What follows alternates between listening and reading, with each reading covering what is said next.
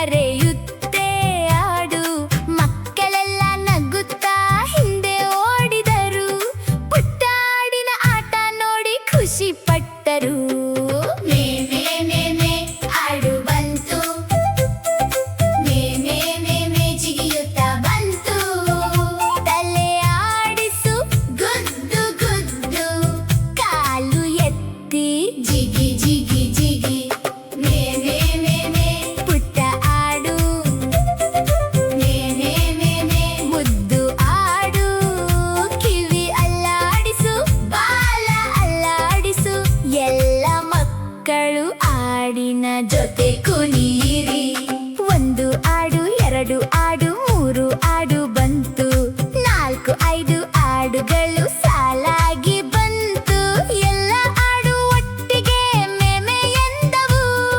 ಹಳ್ಳಿ ತುಂಬ ಸಂಗೀತ ಆಗಿ ಹೋಯಿತು.